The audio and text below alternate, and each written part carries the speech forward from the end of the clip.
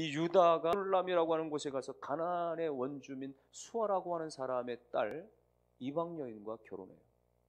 사실 그래서는 안 되는 거였습니다. 유다는 하나님께 선택받은 사람이었기 때문에 이방 사람과는 결혼하면 안 되는 것이었는데 그는 자신의 생각과 욕심대로 그렇게 해버리고 만 것이에요. 성경에는 특별히 창세기에 보면은 여러 믿음의 선조들은 다 같은 혈통끼리, 같은 족속끼리 결혼하는 양상들을 우리가 확인하게 됩니다. 아브라함도 보면요, 그의 아내가 이복누이였거든요. 그러니까 같은 혈통 안에서 아내를 만난 거예요. 그리고 아브라함이 아들을 이삭을 낳았을 때 아들이 또 뒤늦게 장가를 보낼 때도 가장 믿을 만한 엘리에셀 종을 시켜가지고는 멀리 하란 땅까지 보내서 자기의 친족 가운데 딸 리브가를 데려와서 며느리를 삼게 되어지죠. 아브라함은 무슨 생각이냐? 비록 길을 떠나와 이렇게 가나안 땅에 우리가 거주하고 살지만 그러나 우리가 한 족속을 이루고 한 혈통을 이루어 하나님을 섬기고 싶었던 거예요. 아브라함의 손자였던 야곱도 생각해 보세요. 야곱이 하란 땅에 가서 결국 외삼촌 라반의 딸들 레아와 라헬과 결혼하게 되었죠. 같은 혈통끼리 결혼합니다. 그런데 오늘 유다가 그러지 않았던 거예요. 유다가 자기 마음대로 가나안 땅에 갔고 거기서는 가나안 여인을 선택해서 아내로 삼고 자식들을 낳았습니다. 이것은 하나님이 원하시는 방법은 아니었던 것입니다. 하나님께서는 하나님의 백성들과 함께 함께 하기를 원하시고 하나님의 백성들이 세상 사람들 가운데 동화되어서 물들어서 그렇게 살아가기를 원하지 않으시는 거거든요. 같은 신앙의 문화, 같은 신앙의 전통 안에서 하나님을 더욱더 잘 섬겨가는 것을 하나님을 원하고 계셨던 거예요. 고린도후서에서는 너희는 믿지 않는 자와 함께 멍에를 매지 말라. 여기서 말하는 멍에는 소들을 그렇게 끌기 위해서 수레를 끌고 쟁기를 끌기 위해서 거기에 나무 토막을 얹어놓는 것이죠. 그런데 이스라엘의 농업에는 말이죠, 커다란 나무 토막에 2마리의 소를 묶어가지고 함께 수레를 끌도록 쟁기를 끌도록 하는 경우가 있었는데, 여러분 2마리의 소가 끌 때는 정상적으로 끌 수 있지만 근데 이게 잘못돼가지고 소 1마리, 나귀 1마리를 이 멍에에 묶어 놓으면 어떻게 됩니까? 덩치가 다르니까, 힘이 다르니까 균형이 깨지는 거예요.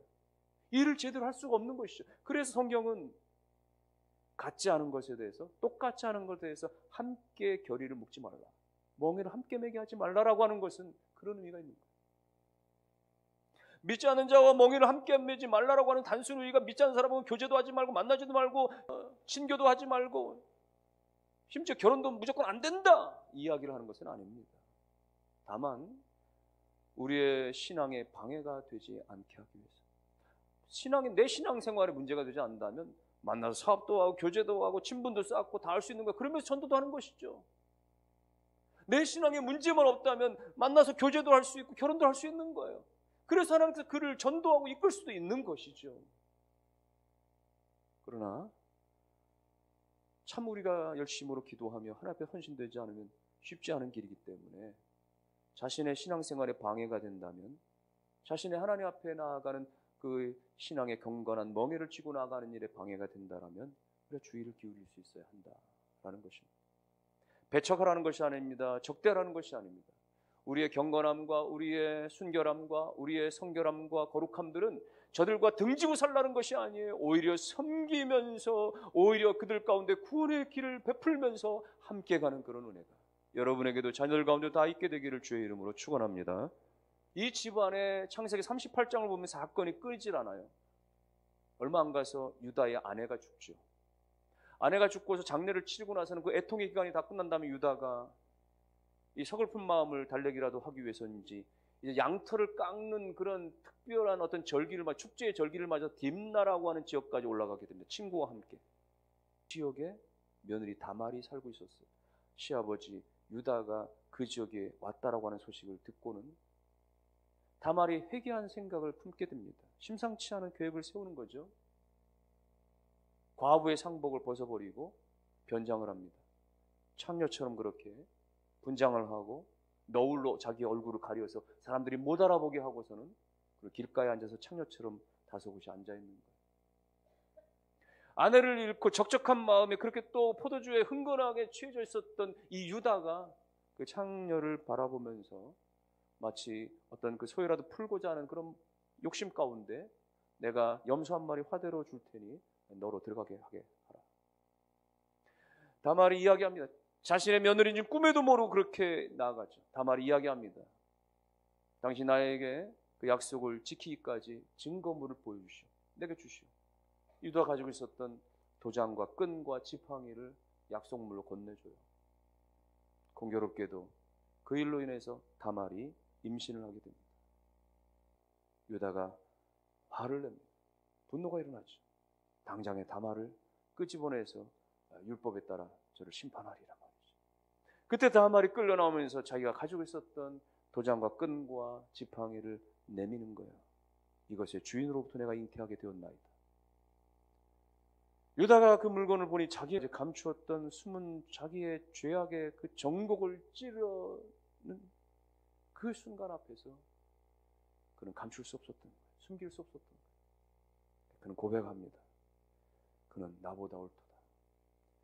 그녀는 나보다 옳은 조제라. 이렇게 표현하는 것은 무엇입니까? 내 죄가 크다라고 하는 이야기죠.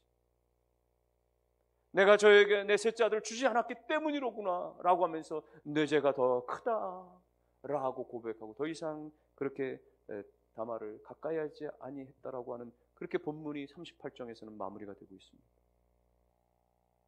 이것은 오늘날 우리가 그리스도인으로 살아가지만, 오늘날 우리가 성도의 이름으로 살아가지만 여전히 우리 가운데 여전히 세상 속에서 무너지는 모습, 여전히 세상 가운데서 타협하는 모습, 여전히 세상 가운데서 변질되어지는 모습을 그대로 대변해주고 있는 것입니다.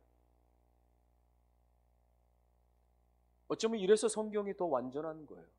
성경이 좋은 이야기만, 성경이 그야말로 기적적인 이야기들만 가득 채우는 것이 아니라 성경에는 정말로 부끄러운 이야기, 다윗의 부끄러운 이야기, 유다의 부끄러운 이야기들도 서슴지 않고 다 그렇게 게재한 것은 하나님 그 모든 것들을 통해서 하나님 역사하시는 하나님이시라는 것을 보여주는 거예요. 실제로 이 다말이 낳은 베라스라고 하는 아들을 통해서 그 후손 가운데 그리스도가 태어납니다. 여러분 상상하기 어렵잖아요. 이방 여인은, 이방 여자 다말을 통해서 태어난 그 베레스의 후손 가운데서 예수 그리스도가 오시는 거예요. 뭘 말하는 것입니까?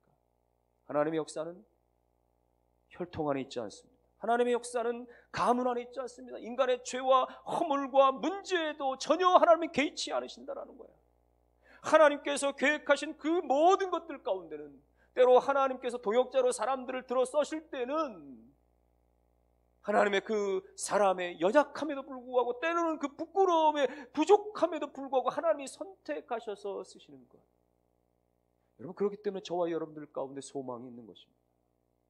우리가 하나님 앞에 너무 부족하지만, 우리가 하나님 앞에 너무 죄송스러운 면모가 너무나 많지만 그럼에도 불구하고 하나님께서 창세전에 나를 선택해 주셨던 그 은혜 때문에 내가 하나님을 떠나는 경우가 너무 많았었고 등진 일도 너무 많았었고 내 자의대로 행했던 일이 너무 많았었지만 그럼에도 불구하고 하나님의 그 깊으신 경륜 가운데 나를 선택하신 그 사랑 때문에 여전히 나를 붙잡아 주시고 손 놓지 않으시고 끝까지 나를 하늘나라까지 이끌어 가시는 그 하나님의 은혜를 우리도 경험하며 살아가는 것입니다.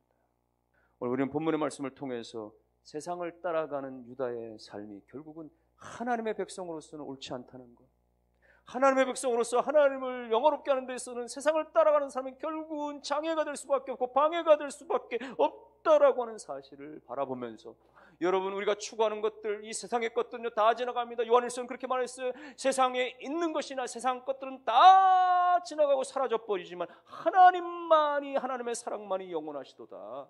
그 하나님을 믿고 붙들고 주와 함께 동행하기 있기를 주의 이름으로 축원합니다. 혼탁하고 혼란하고 어둡고 어지러운 이 세상 가운데 물들어 살아가는 것이 아니라, 거기에 묻혀 살아가는 것이 아니라 험난한 험악한 그야말로 어두워진 이 죄악 세상 가운데서 한 줄기 그리스도의 빛을 바라면서 살아가는 성도의 삶을 끝까지 고집하고 잘 버텨냄으로 말미암아 하나님 앞에 인정받고 칭찬받는 우리 모두가 되기를 주님의 이름으로 축원합니다.